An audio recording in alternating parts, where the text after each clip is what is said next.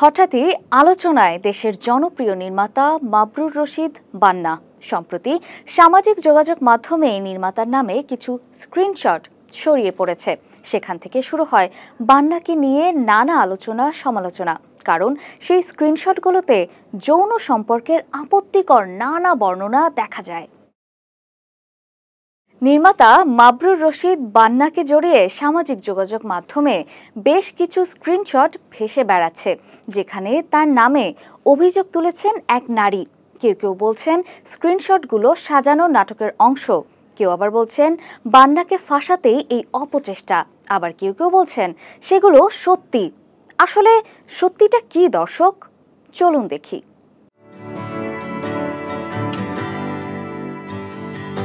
সম্প্রতি প্রেমিকার সঙ্গে বান্নার কথোপকথন ও আপত্তিকর ছবি আদান প্রদানের স্ক্রিনশট সামাজিক যোগাযোগ মাধ্যমে ছড়িয়ে পড়ে। ড্যাফোডিল বিশ্ববিদ্যালয়ের ওই শিক্ষার্থীকে তার প্রেমিককে ফাঁকি দিতে উৎসাহিত করছেন বান্না। সেই সঙ্গে দুজনের মধ্যে যৌন সম্পর্কের নানা বর্ণনাও আছে স্ক্রিনশটগুলোতে। চারদিকে যখন এমন নানা গুঞ্জন, তখন এই বিষয়ে 11 জানুয়ারি দিবাগত রাত 1টার দিকে একটি ভিডিও পোস্ট করে ছড়িয়ে পড়া স্ক্রিনশট নিয়ে মুখ খুলেন নির্মাতা বান্না। আমার বড় লাল বিপ্লবী, ইয়েস আমি লাল বিপ্লবী।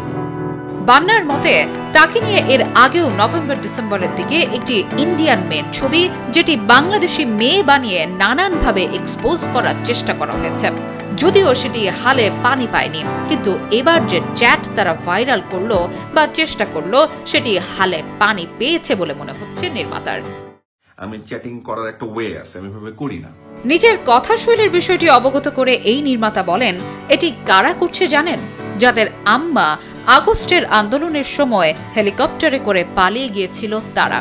ওদের আম্মা, ওদের মাম্মু হেলিকপ্টার নিয়ে পাশের দেশে পালাইছে। ও না, সরি, কার্গোতে গেছিল।